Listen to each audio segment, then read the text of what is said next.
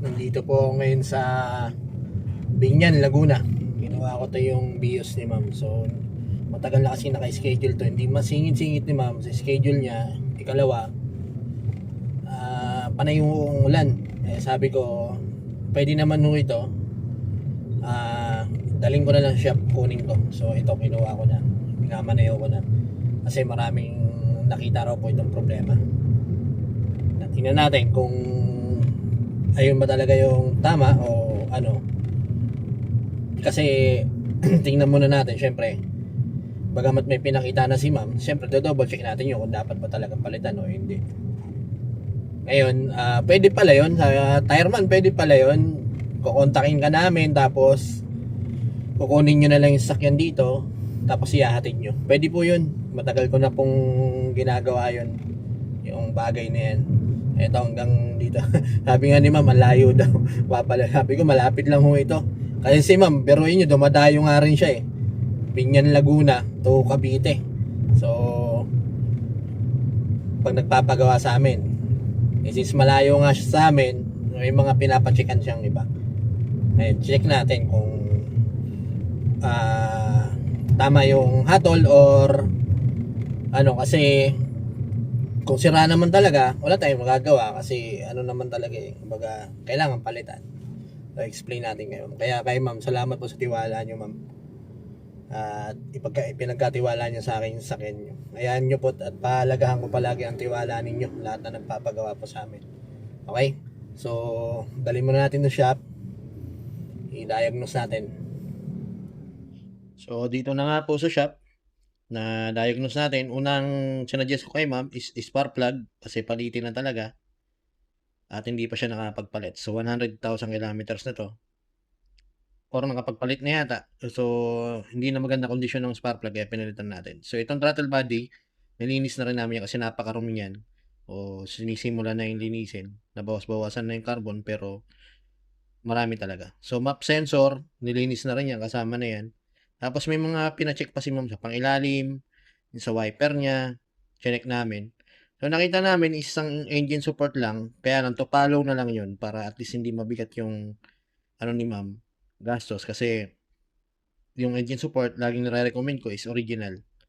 So may kamahalan din pag original, pero bahala na kayo maghusga kung yung sa unang pinakita kong estimate, kung ano ba yung tama doon, kung makatarungan ba yun. So marami pa kaming ginawa rito. Problem solved naman na. Ito na, hatid ko na po sa Laguna.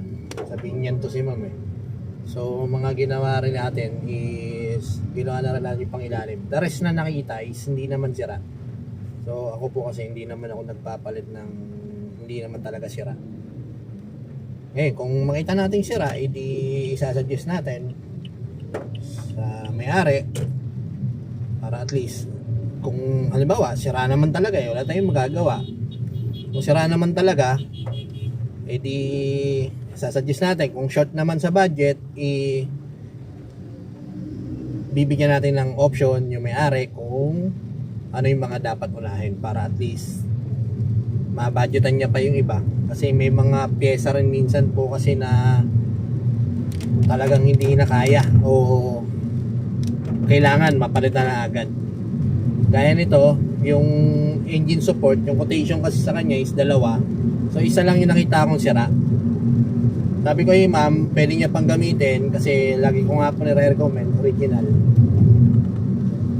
Kaya ayun, gamitin niya na muna. Sabi ko mga 6 months po siguro pag-ipunan nyo na muna para at least hindi naman mabigat. Kasi pag sabay-sabay po kasi pangilalim, mga ma'am at sir, talagang asahan nyo na yan, medyo mabigat na gastusin pagka sabay-sabay. Kaya pagka may naramdaman po kayo sa sasakyan natin, pagawa nyo na po agad. Hindi po yun porket may sira at hindi natin pinagawa, nakatipid tayo. Minsan no, mas lalo pa tayo napapagastos kasi unang-una yung pangilalim na yan, sabay-sabay po yan o damay-damay. Damay-damay yan pagka napabayaan natin, mas lalong lalaki gastos natin. Tapos wala naman po tayong choice, pagagawa at pagagawa pa rin natin kasi normal sa may sasakyan na may gastos talaga, pero dapat tamang gastos. Okay, kagaya nun Kayo na po bahala umusga ron sa mga nakita ninyo. Kaya ayun, hatid na natin to ngayon. At salamat kay ma'am sa tiwala. Syempre, ang laking bagay yun ito. Hindi lang simple ito kasi tingnan nyo, pinagkakatiwala ni ma'am sa akin yung o sa amin, yung sasakyan nila. Hindi lang po si ma'am nag-iisa. Halos lahat po talaga. Pag yung iba nga dyan, iniwan na. O sige, bahala na kayo dyan. Baga anong gawin nyo dyan, bahala na kayo. Ayos.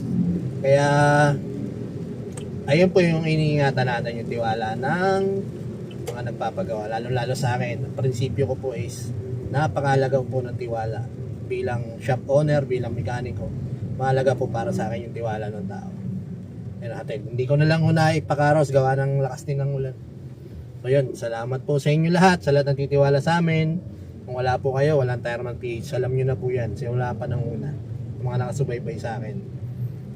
So yun, pero problem solved naman na lahat ng concern ni ma'am. Maliban dun sa support, iipunan nyo na muna. Okay?